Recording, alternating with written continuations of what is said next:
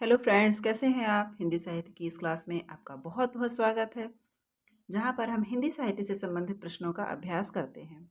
इस समय हमारा रीतिकाल के प्रश्नों का अभ्यास चल रहा है। इससे पहले आदिकाल, भक्तिकाल, भाषा विज्ञान, काव्यशास्त्र, हिंदी की गद्य विधाएं आदि के रिवीजन वीडियोस भी आ चुके हैं। अगर आपने नहीं देखे हैं तो चैनल पर जाकर देख सकते हैं और अपना रिवीजन कर सकते हैं। तो आइए देखते हैं रीतिकाल के आगे के प्रश्नों को। अष्टयाम किसकी रचना है? ए देव, बी मतिराम, सी ग्वाल, डी गो। अष्टयाम नामक रचना किसकी है? ए, ये रचना है देव की। इसके अतिरिक्त आपने नाभादास का अष्टयाम पढ़ा होगा। इसके अतिरिक्त अष्टयाम नाम की एक और रचना है, आप बताइएगा वो किस कवि की है। देव और नाभादास के बाद एक अष्टयाम और लिखा गया है। कमेंट में बताइएगा कि वो अष्टयाम किसके द्वारा रचित है। वृत्त कौमुदी के रचनाकार कौन हैं? ए पद्माकर, बी ग्वाल कवि, सी देव, डी मतिराम। वृत्त कौमुदी के रचनाकार का नाम बताइए। वृत्त कौमुदी मतिराम की रचना है। वृत्त कौमुदी का वर्ण विषय क्या है? ए रस विवेचन, बी अलंकार, सी छंद शास्त्र, डी उपर्युक्त सभी। वृत्त कौमुदी का वर्ण विषय क्या है? वृत्त कौमुदी छंद शास्त्र का ग्रंथ है। रीतिकालीन कवियों का छंद निरूपण किससे प्रभावित है? ए व्रत रत्नाकर, बी छंदोदय प्रकाश, सी साहित्य दर्पण, डी काव्य प्रकाश।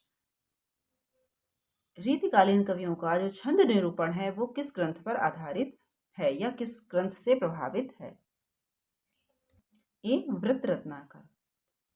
व्रत रत्नाकर केदार भट्ट की रचना है, जो एक छंद शास्त्र का ग्रंथ है। तुलसी भूषण नामक ग्रंथ का रचयिता कौन है? ए तुलसीदास, बी केशव, सी रसरूप, डी भूषण।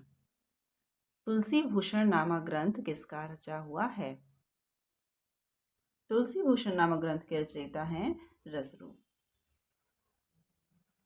रामचंद्राभरण, रामचंद्र भूषण एवं राम अलंकार नामक अलंकार ग्रंथ किस रीतिकालीन कवि की रचनाएं हैं? ए गोप, बी ग्वाल कवि, सी मतिराम, डी रसनिधि। रामचंद्राभरण, रामचंद्र भूषण एवं रामालंकार ये किसकी रचनाएं हैं? ए गोप, ये गोप कवि की रचनाएं हैं। अलंकार चंद्रोदय नामक ग्रंथ के रचयिता कौन है? ए रघुनाथ, बी दूल्हा, सी रसिक सुमति, डी गोप। अलंकार चंद्रोदय नामक ग्रंथ के रचयिता कौन है? अलंकार चंद्रोदय रसिक सुमति की रचना है। निम्नलिखित सूचियों को सुमेलित करके सही विकल्प का चयन कीजिए। कवि का नाम दिया हुआ है और ग्रंथ का नाम दिया हुआ है। कवियों को उनके रीति ग्रंथों से मिलान करना है कि किस कवि का रीति ग्रंथ कौन सा है। मतिराम का ललित ललाम है।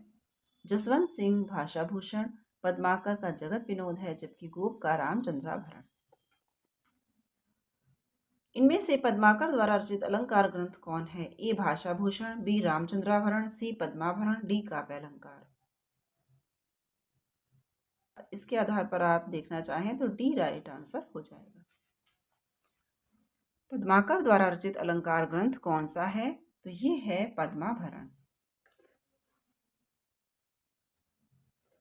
भूषण के द्वारा रचित अलंकार ग्रंथ का नाम बताइए। ए अलंकार चंद्रोदय, बी शिवराज भूषण, सी भाषा भूषण, डी तुलसी भूषण।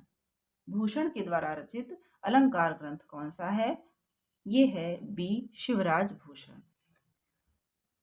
और शिवराज भूषण नामक ग्रंथ में 105 अलंकारों के लक्षण और उदाहरण दिए गए हैं। ये जयदेव के चंद्रालोक पर आधारित ग्रंथ है। अलंकार पंचाशिका किस रीतिकालीन कवि द्वारा रचित अलंकार ग्रंथ है? ए मतिराम, बी पद्माकर, सी गोप, डी जसवंत सिंह। अलंकार पंचाशिका मदिराम का ग्रंथ है। केशव किस प्रकार के आचार्य कवि माने जाते हैं? ए रसवादी, बी रीतिवादी, सी अलंकारवादी, डी वक्रोक्तिवादी। केशव किस प्रकार के आचार्य कवि माने जाते हैं?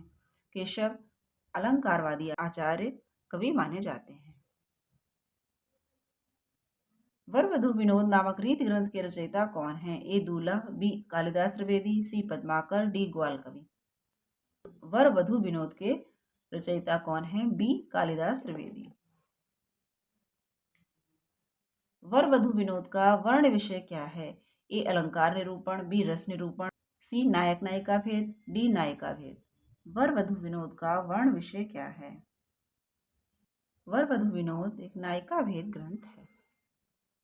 रसराज के रचयिता कवि का नाम बताइए। ए पद्माकर, बी मतीराम, सी कुलपति मिश्र, डी भिखारी दास।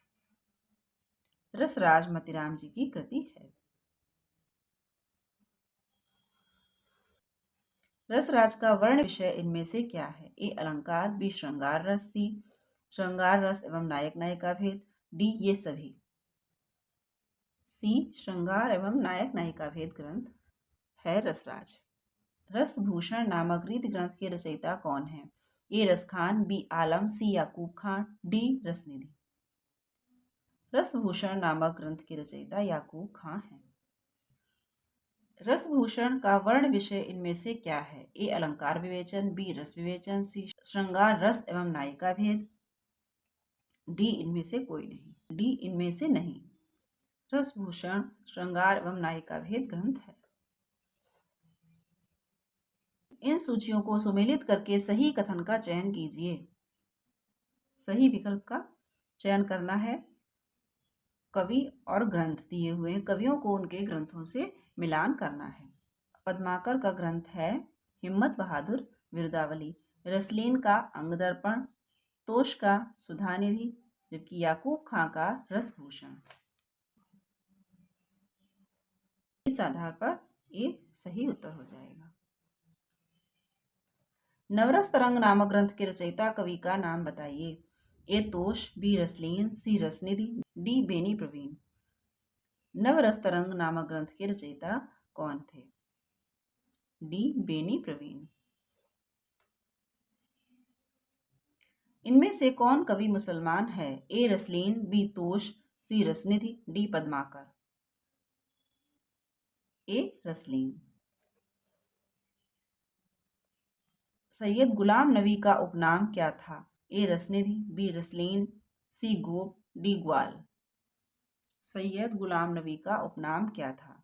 बी रसलीन। किस कवि ने जयपुर नरेश प्रताप सिंह, सतारा नरेश रघुनाथ राव, ग्वालियर नरेश दौलत राव सिंधिया के आश्रय में रहकर काव्य रचना की?